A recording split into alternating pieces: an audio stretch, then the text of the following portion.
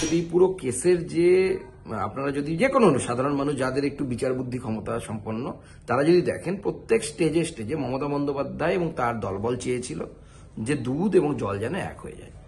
লাভ কি হবে তাতে? লাভ একটাই, এই যে সংখ্যাটা শোনা যাচ্ছে যারা অযোগ্য, আমরা জানি না কতটা অযোগ্য, এটা এসএসসি বলতে পারবে কারা অযোগ্য, তাদের কাছ থেকে প্রত্যেকের কাছ থেকে টাকা নিয়েছে। শুধু তাই নয়, এর বাইরেও প্রচুর লোক আছে যারা তৃণমূল নেতাদেরকে টাকা দিয়েছিল, যারা তৃণমূল নেতাদের কাছে টাকা পায় কিন্তু তারা চাকরি পায়নি, তারা টাকা দিয়ে চুপচাপ বসে আছে, ধরতেও পারছে না তাদেরকে গিয়ে যে টাকা ফেরত দিন। আমি বলবো দল বেঁধে যান, টাকা ফেরত নিন তাদের কাছ থেকে। এবং পুরোটাই গুলিয়ে দেওয়ার চেষ্টা মমতা বন্দ্যোপাধ্যায়ের তরফ থেকে প্রথম থেকে হয়েছে এবং তিনি সব জানেন। ওনার পরিবারের লোকের লিস্ট যেত পার্থবাবুর কাছে, আমাদের কাছে খবর আছে, তো জানেন না উনি সমস্ত কিছু জানেন।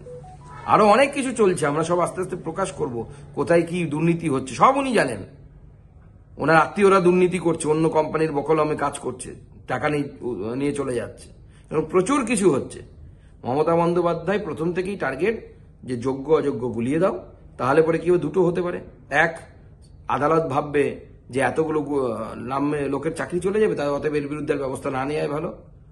অথবা যদি প্যানেলটা যদি হয়ে যায়, ক্যান্সেল হয়ে যায়, যেটা হলো অ্যাকচুয়ালি, তাহলে সবাই মিলে প্রেশার দেবে চাকরি ফেরত দিয়ে দাও। তখন যোগ্যর মধ্যে দিয়ে অযোগ্যরাও বাইপাস করে বেরিয়ে যাবে, অর্থাৎ যারা টাকা দিয়ে তৃণমূল কংগ্রেসের কাছে চাকরি পেয়েছে তার ফলে সেই তৃণমূল কংগ্রেসের নেতাদের আর টাকা ফেরত দিতে হবে না। উদ্দেশ্য একটাই, যেন তেন প্রকারে এই অযোগ্যদের চাকরিটা বাঁচানো। যোগ্যদের চাকরি বাঁচানো মমতা বন্দ্যোপাধ্যায়ের টার্গেট নয়। সেজন্য আমাদের বক্তব্য হচ্ছে, সুকান্ত মজুমদার বিজেপি পরিষ্কার বলছে, যোগ্য অযোগ্য সমস্ত সমস্যার সমাধান হয়ে যাবে, আগে গোড়ায় গলদটাকে শুধরুন। গোড়ায় গলদ হচ্ছে মমতা বন্দ্যোপাধ্যায় এবং তৃণমূল কংগ্রেস। নাহলে বারবার উই ওয়ান্ট জাস্টিস করবেন, মাচা বাঁধবেন, এই করবেন, সব বাইপাস হয়ে যাবে। যতক্ষণ পর্যন্ত এই অত্যাচারী মহিলা, এই কোরাপ্ট তৃণমূল কংগ্রেস, চোর তৃণমূল কংগ্রেস ক্ষমতায় আছে, ততক্ষণ পর্যন্ত কিচ্ছু বাছাবাছি হবে না। কাকড় আর চাল একসাথেই থাকবে। সুপ্রিম